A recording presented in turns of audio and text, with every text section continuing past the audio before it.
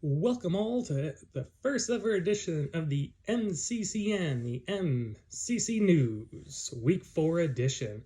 I am your host and five-time MCC champion, Alan Morrow. Thank you for being part of the day here. Let's go to our first topic today. Our first topic, we have 4 3-0 teams and 4 0-3 teams in this league. Not a lot of parity so far to start this season. With our 3-0 teams, we have people like Will, Lee, Schrader, and Doug. 0-3 teams to start here are Jim, Jeremy, Cortez, and Binky. A couple interesting little side notes here. Looks like we are going to be guaranteed at least one 0-4 team with Jeremy and Cortez matching up this week. The loser most likely will start selling off assets. The winner has a small glimmer of hope moving into future seasons. And then Schrader and Binky, interesting, both started with very low draft capital and both on completely different ends of the standings. And same goes with Doug and Jim. Both had all their draft picks. None traded draft picks last season. They were both in a similar spot. Doug 3-0, Jim 0-3 and in the gutter. It'll be going to be very interesting to see what happens moving forward here. And hopefully Jeremy goes 0-4 because of that horrible draft day trade. Let's go to our next topic, which is Binky's early season struggles.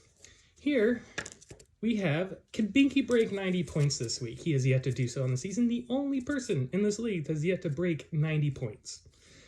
Week 1, he had 66.1. Week 2, 60.57. Week 3, he was 88.94. He was really close last week. Can he finally get over the hump of 90? May not guarantee himself a victory, but at least it would be stopped from that embarrassment. And kind of goes along with our story a little bit later as well. Him and Schrader, both very low draft capital to start the season, both different. Binky can't break 90 points. Schrader has been competing for high points every week with Schrader's surprisingly stacked team. Next topic. Week 4 matchups to watch.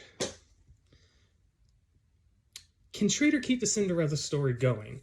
He versus Gabe, who started off a little weak here. He's at 1-2, but Schrader has been the talk of the league, the talk of the town, talk of everybody.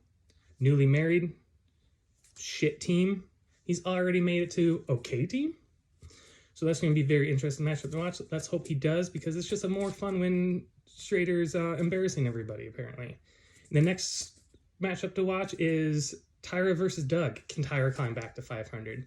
He started 0-2, 3 first-round draft picks, stole the first pick overall from Jeremy, swindled him in that trade, and started off black. The only reason he won was because he played Jeremy, who, as we all know, is a complete mess right now. And for Doug, 3-0. He started off strong. His team's been the one hit hardest with injuries, maybe besides Cortez with Nick Chubb, because he's also lost Mike Williams and J.K. Dobbins for this season. And with this early losing 2 higher draft capital guys so early could be devastating for him, but it hasn't affected him now. 3-0. Let's see if Doug can keep it going. All right, next topic. High points. A couple interesting things going on in the high points so far this year. As I kind of alluded to earlier, Schrader, always a bridesmaid, never the bride. He has finished second in high points in week 1, in week 2, and week 3. What's going on, Schrader? Come on. Schrader doesn't like winning money, apparently. In week 1, we had Doug. Congratulations, Doug. Good job. Week 2 and week 3, both surprising, both won by James.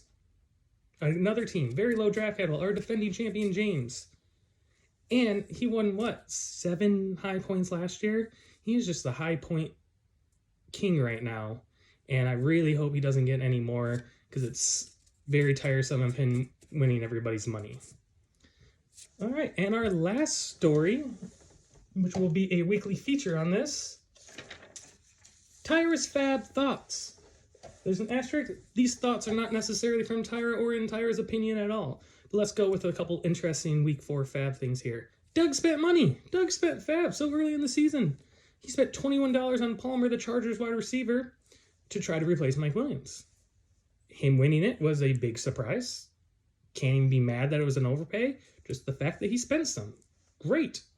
Now the big question is, he has $79 remaining. What are the odds that he finishes with $79 remaining? I think it's very likely. Hopefully it's not. Glad you're in there on the action, Doug.